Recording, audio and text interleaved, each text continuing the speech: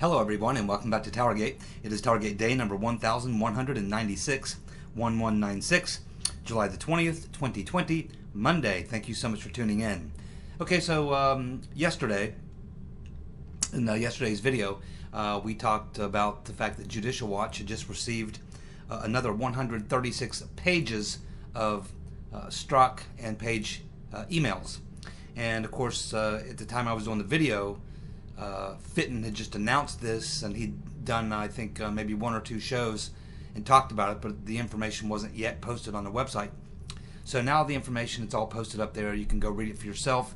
Looks like Sarah Carter was the first one to digest this and get a story out from what she took from it. I've read the notes myself over on Judicial Watch's website. I recommend you do read that. There's a lot there. You kind of have to read some of that stuff for yourself.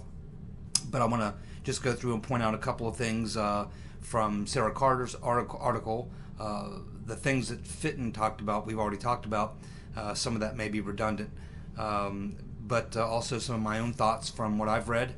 And then we're going to talk a little bit more about Peter's been stroking us and his notes that we talked about the other day, because we really just looked at one side of that, and that was how he knocked down the New York Times and how his notes were devastating to the New York Times story.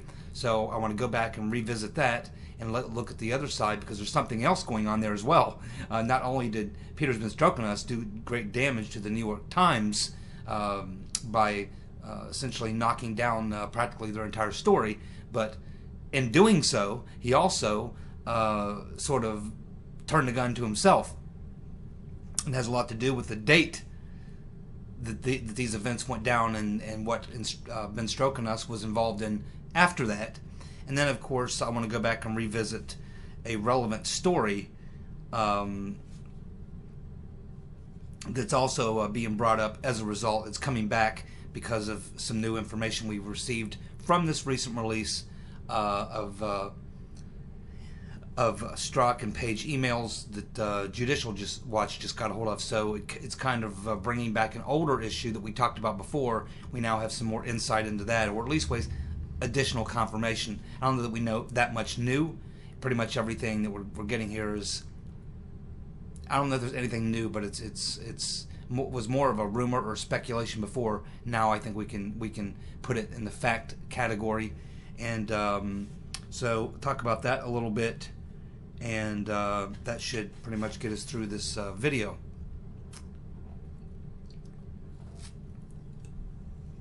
So as I said, Judicial Watch just received 136 pages of new emails, brand new, that we've never seen before, from Peter's been stroking us and Lisa Page. Judicial Watch says that there are still somewhere in the neighborhood of about 8,000 more pages of emails that they're waiting to get, and but Tom Fitton continues to say that the DOJ is dragging their feet on getting these requests to them, but they are showing up a little bit at a time, and there's of course new information in all of them. So let's go ahead and work from there. So one of these emails, and this is from 2017, shows that there was an FBI informant inside the White House. And this is not a new story, of course. We have heard of two stories in the past, and one of them goes back a long way, and the other one goes back maybe about a year and a half.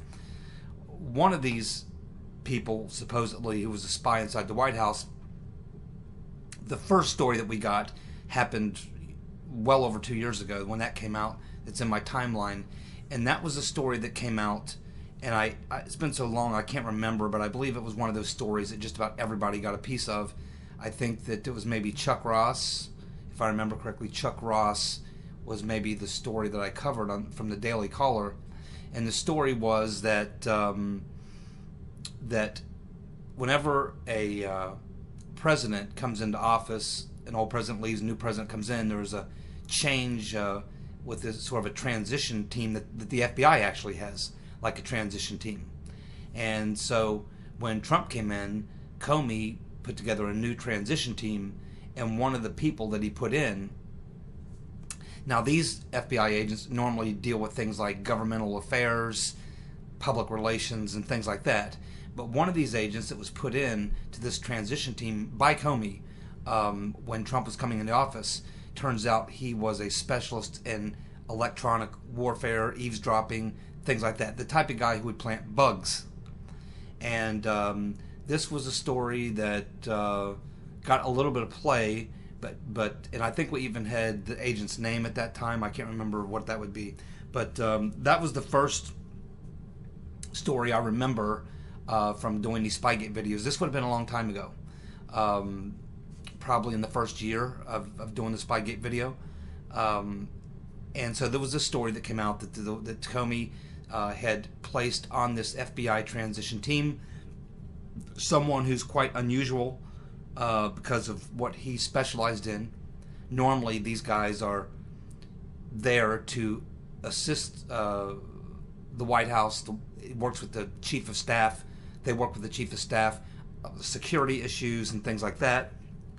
And they generally aren't guys who have a background with, in technical things like eavesdropping, bugs, surveillance, and things like that.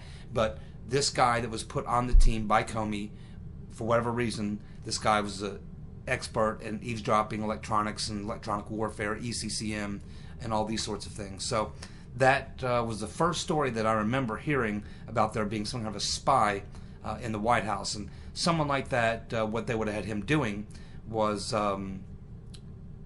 using these little cameras that are made specifically for the FBI, for the CIA. They're tiny, tiny little cameras. They can even be made to look like a cigarette lighter, a pack of cigarettes. They can be made to look like a watch. They can be many different things, but they actually contain a tiny camera, and they can take high resolution pictures. And this is the type of thing you would suspect may have been going on.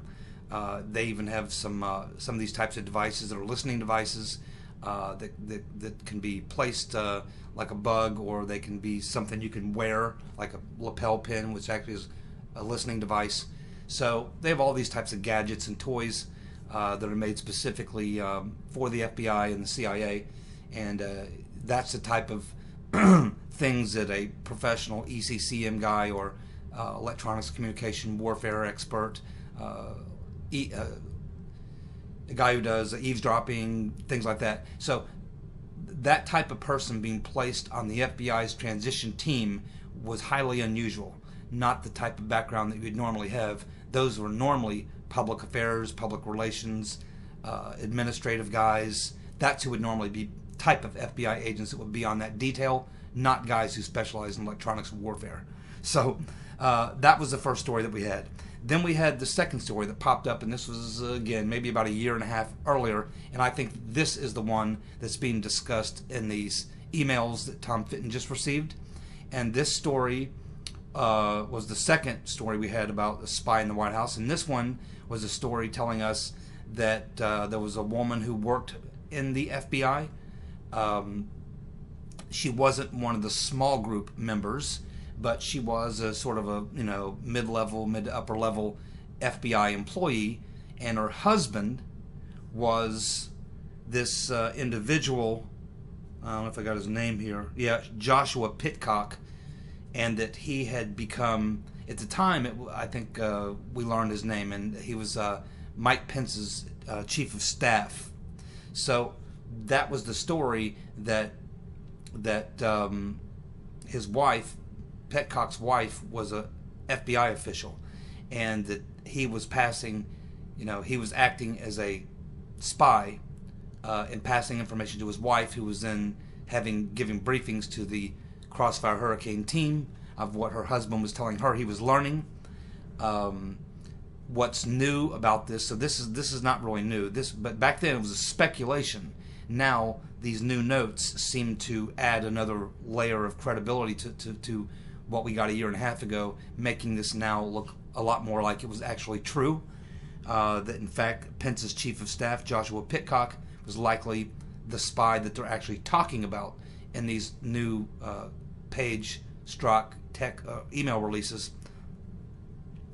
And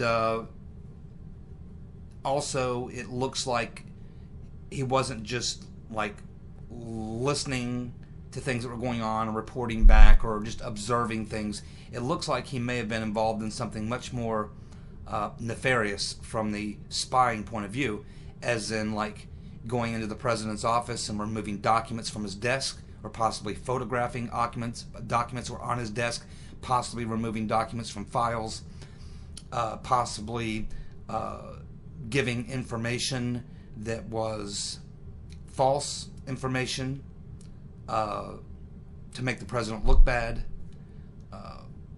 and things like that. So it looks like he may have been doing a lot more than just observing and passing information along. He may have been involved in some actual active theft of actual documents right off the president's desk, manipulation of documents, possibly photographing documents, planting false information to make to cause chaos and make it look like the president was saying one thing and his administration saying something else, to make it look like there was chaos or confusion, just things just to muddy up the works and cause problems and chaos.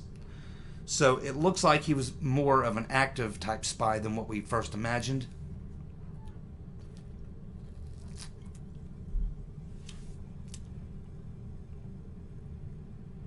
And you have to read this entire context. I'm not going to read the entire body of that particular email.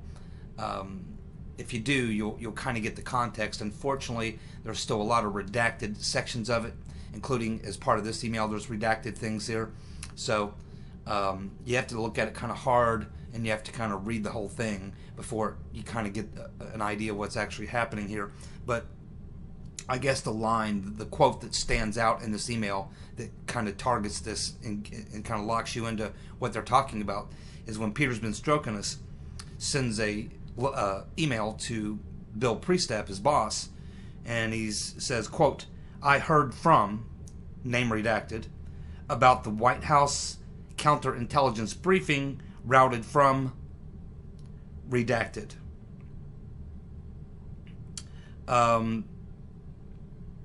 So that was the original text, but when you read through that and you read through what's above it, what's below it, even with the redactions, it becomes obvious that he's not talking about so-and-so about the White House counterintelligence briefing.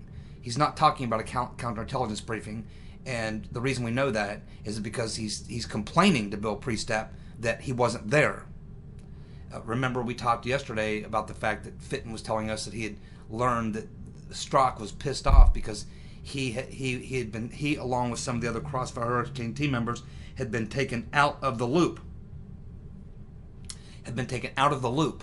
And so he wasn't at this counterintelligence briefing. He was complaining to Bill Priestap about the fact that he had been pulled out of the loop. He was upset about it.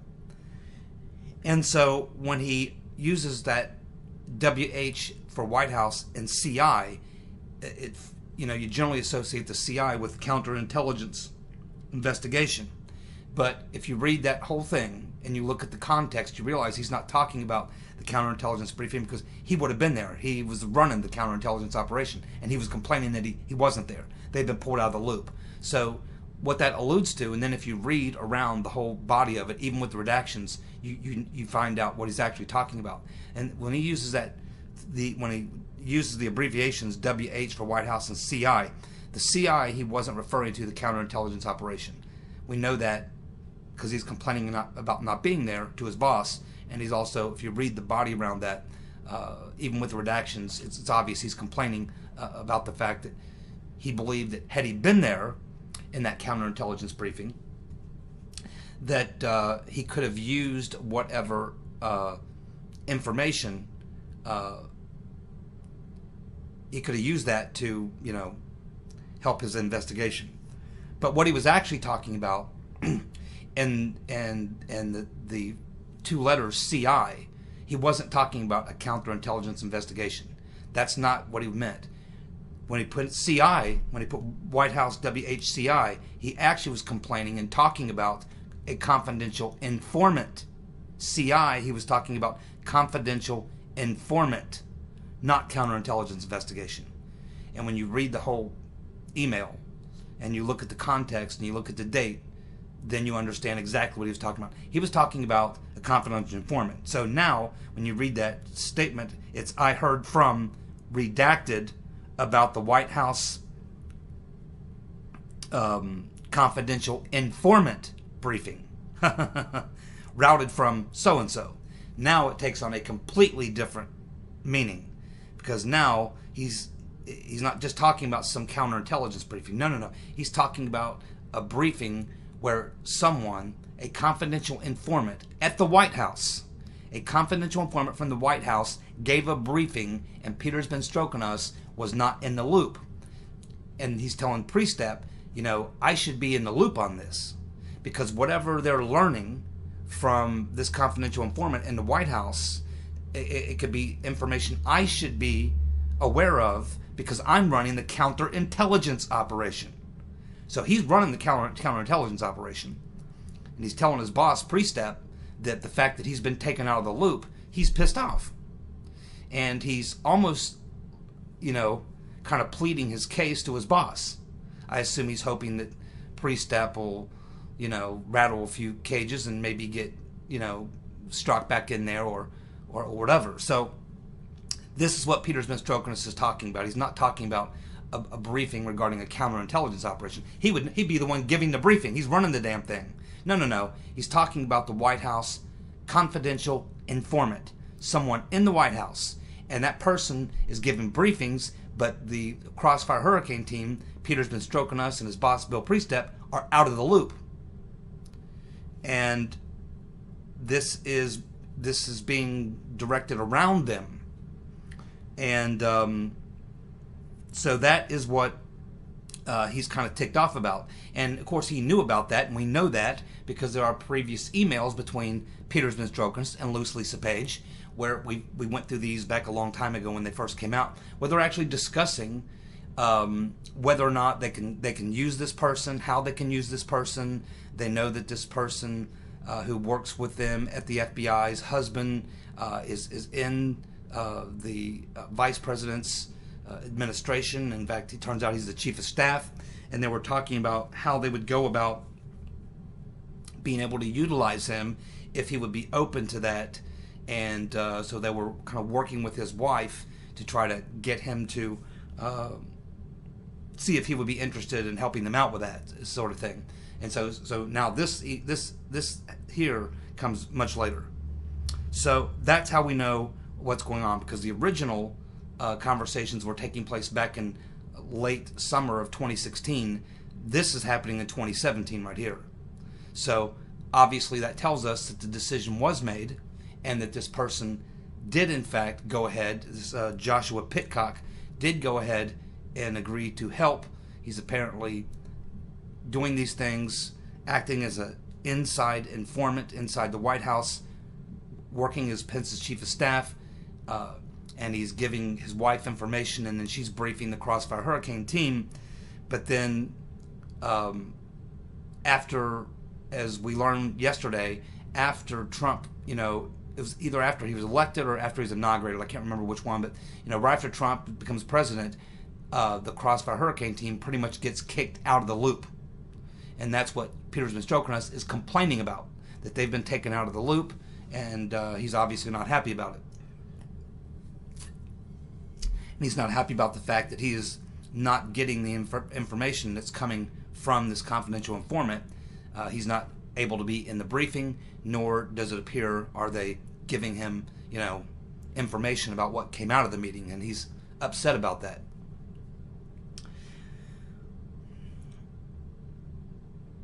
Also, we learn from these emails that, again, there's a lot of redactions in it, and they're redacted for a reason.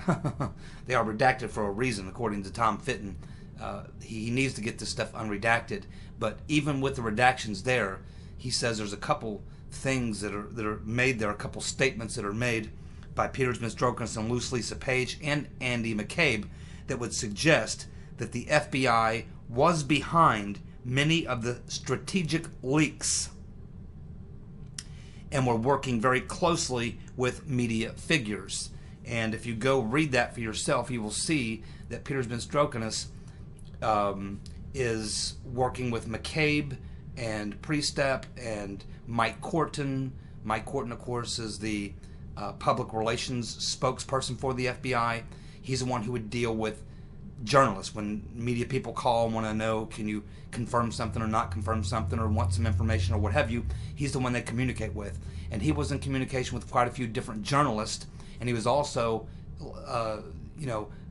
giving, and it appears taking, information from Peter's been stroking us, and he was like acting as almost like an intermediary between Crossfire Hurricane and the media.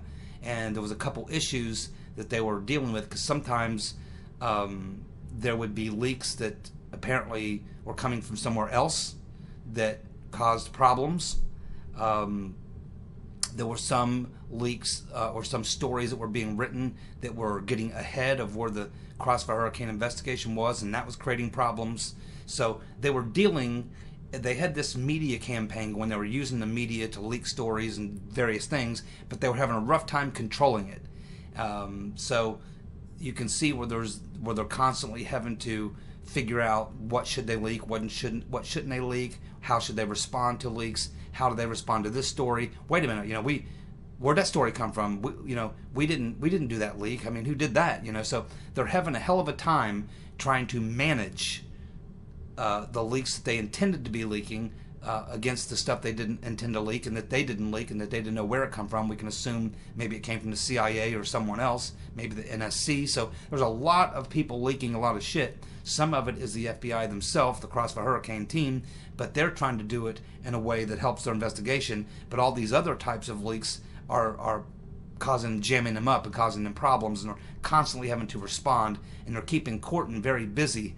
Mike Corton is very busy trying to manage this media campaign that they're running, and this conversation is alluding to that.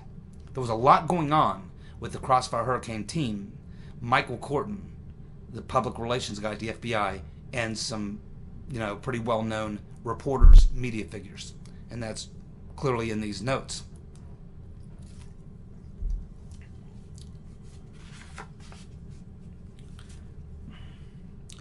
We can also see that there's a point where someone writes a story. I can't remember what it was now, but someone writes a story, and it's a story that's being very critical of the Crossfire Hurricane team for their handling of the Clinton email investigation. Peter's been stroking us, of course, was heading that up as well. And the story was basically saying that Trump, Russia, and all this kind of stuff is where the FBI should be focusing, and not going after Hillary for this bogus claim of her email server. So this story is written that's basically claiming that the investigation, the FBI, is not doing anything about the Trump-Russia investigation when that's what they should be focused on. Instead, they're going after Hillary. And that story really pissed them off, because they actually did have an investigation going on into Trump, but they just didn't want to talk about it at that time. They didn't want that out there. They weren't ready yet. And the fact that they were being accused of, going after Hillary, when in fact they were doing the opposite. They were actually covering up for Hillary. So you can imagine how pissed off McCabe and Strzok were when they see a story saying that they're, laying down on the Trump thing, and they're going after Hillary, when in fact it's just the opposite. They're actually going after Trump, and they're actually trying to get Hillary off the hook. There was things going on that the reporter who wrote the story didn't know, and they were pissed off and wanted to know where this information was coming from, and they were suspect it was coming from Steele, who was maybe talking to media people, or maybe Glenn Simpson and Steele were talking to media people, because they knew that Steele had expressed anger and frustration that the Right Reverend Clinton was being investigated over her server, but that Trump was not. So Christopher Steele had already made it pretty obvious that this was his feelings, and so they were assuming, or trying to figure out and assuming it was Christopher Steele or Glenn Simpson or someone that was getting the media riled up and getting them to write a story criticizing the FBI for going after Hillary while not investigating Trump, when in fact the exact opposite was actually happening. And so they were trying to figure out how to respond to that. And Peter's been stroking us is sending emails to Priestep and McCabe and McCorton, and they're trying to figure out, they're going to set up a meeting, have a meeting, and try to figure out how to respond to this story that they're laying down on Trump and going after Hillary. So that's pretty funny when you read about that. We also learned from these new emails that there were more classified emails on Hillary's server than what Comey and the FBI claimed, and they knew it. The claims that Comey made in his statement and in the hearings as well, what he told us about the Rotten Reverend Clinton server and how many emails and classified emails and things like that, is it turns out he downplayed the number and the severity of what they actually knew. They actually knew there was a lot more classified emails and other things on our servers, and they basically played it all down. That comes out in these emails as well.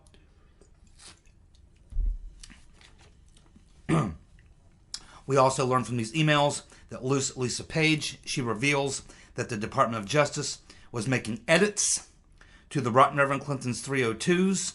After they interviewed the Rotten Reverend Clinton, they did a 302, and after doing that 302, the DOJ started making edits to it, and the edits that they were making had something to do with squashing an issue that was related to the Seth Rich controversy.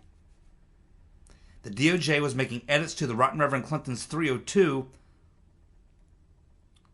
squashing an issue, getting it out of the 302, editing it out of the 302 because it was dealing with issues of the Seth Rich controversy. So apparently Hillary Clinton was asked, or it was discussed in her, whatever you want to call it, with the FBI. Seth Rich came up. Oh yeah, Seth Rich came up, and they wanted that scrubbed from the 302. And so the DOJ did that. They discussed Seth Rich with the Rotten Reverend. Now, before I do this, let me do this. Okay, so I think this stays on the topic here.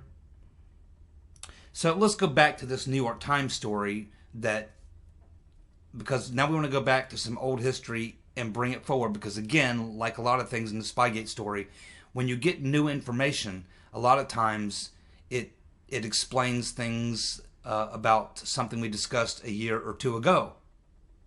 So now, with what we know now, let's go back and revisit an issue, something that was first reported on about well over a year and a half ago, maybe 2 years ago, in that time frame. It's 2017 spring, late spring, early summer 2017 time frame is when we first learned about this. But now let's go through this again with what we now know from what we just learned from the new releases. So keep in mind, the day after that New York Times story broke, where they're talking about their sources telling them that there's an investigation, that they've got Manafort on calls with Russian intelligence officials, and they've got transcripts of intercepted phone calls with people in the Trump campaign, talking to Russians and all this kind of stuff. All the claims that were made in that New York Times story that Peter's been stroking us wrote in his notes and knocked all that down. And that was, of course, the most important story, because that's a story that really started. It was the first big story on that topic, and it led to hundreds and hundreds of Trump-Russia hoax stories. This was the first big one, and we got hundreds of them after this. So this is really the thing that kicked off the Trump-Russia media campaign. So that's why this is such an important story, and to understand what was going on around this New York Times story, which has now been completely knocked down. Now, they're still sticking to the story, believe it or not. I know that you find it hard to believe it. They are still sticking with the story. So I don't know what exactly is going on there, but I think it may be time to start looking at the New York Times as a player in the coup. I mean, the First Amendment, freedom of the press, they have certain privileges, but as I've said before, they do not have the privilege of being able to participate with a bunch of rogue government officials in a coup. They do not have protections under the First Amendment to be participants in a coup. And the fact that they refuse to go back and correct the story, or write a new story and admit they were wrong, or pull this story, or whatever, the fact that they will not do any of that, that they're doubling down, tells me that they're They're not a friendly in this game, and they need to start being looked at like the Washington Post and some of the others. Barr and Durham need to start looking at them as part of the coup. That's exactly how I would view this at this point. Now, let's get back to this New York Times story. So the New York Times story breaks, and the very day after, the New York Times story breaks, it's 2 weeks later when Peter's been stroking us actually does his notes. It's about 2 weeks after the story breaks when Peter's been stroking us, takes his notes and knocks down the story, okay, in his own notes. We just got it publicly released, but it was 2 weeks after the story breaks. But the day after, the very day after the New York Times story breaks, you want to know what a lowball, scum piece of shit that McCabe is, and all of these people, because they all probably knew what McCabe was doing. Check out what McCabe does. So the New York Times story breaks. McCabe then calls Reince Priebus over at the White House. Says, hey, I just want to know if we can have a quick meeting. I just want to talk to you about something. So the story broken in the New York Times. McCabe calls Priestep and says, yeah, let's have a little meeting. McCabe then goes over and tells Priebus, he says, hey, you know that New York Times story that came out yesterday? I just want to let you know, it's all bullshit. It's total bullshit. At which point, Reince Priebus says, hey, that's good to know. And keep in mind, Reince Priebus doesn't know that there's this whole FBI investigation, doesn't know about Operation Crossfire. He just thinks it's a one-hit story. He doesn't know the implications of it, what it means. He just thinks it's a story that came out that's crazy.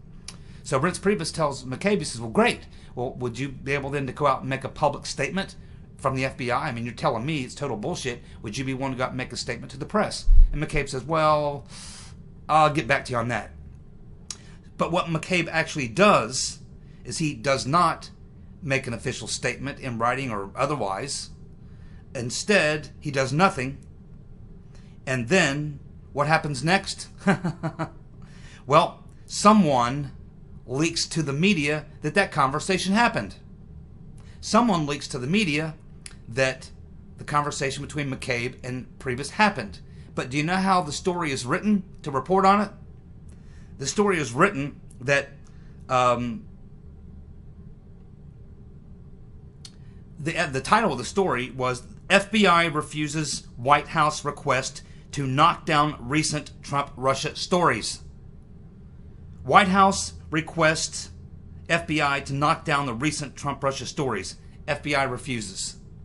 So they write a story saying that the FBI is refusing to knock down the recent Trump stories to make it sound like someone from the White House called the FBI and said, hey, this stuff about the story the New York Times ran, could you please put out a statement saying that's all false? But the FBI won't put out a story saying it's all false, so therefore, it must be true, right? When in fact, what happened is it was McCabe went to Priebus and said, hey, you know that story? It's bullshit. Priebus says, can you then make a public statement about that? I don't know. We'll see. Instead, what happens, you get a story saying, written, FBI refused White House request to knock down recent Trump-Russia stories. And who would have known about that meeting? And who would have leaked that? Probably McCabe. That's how dirty these people are. That's how freaking dirty they are. And apparently, what we're learning that's new that we didn't know before is that the person who made the decision, apparently, who decided not to comment on the New York Times story and knock it down was Jimmy the Weasel Comey. Jimmy the Weasel Comey is the one who decided, no, we're not going to make a public statement to knock down the phony story. And why is that? Why did Comey not want to come out and clear the White House of the false story written in the New York Times? Well, it's because it was at the very time that they were trying to get a renewal on the Carter Page FISA, and if they came out and knocked down the story, saying no, none of that's true, it might have put the renewal of the Carter Page FISA in jeopardy. That's probably why they did it. You see what kind of sick people we're dealing with here? These guys need to go to jail, man. Thank you for tuning in. I'll be back tomorrow with more TowerGate. See you. Bye.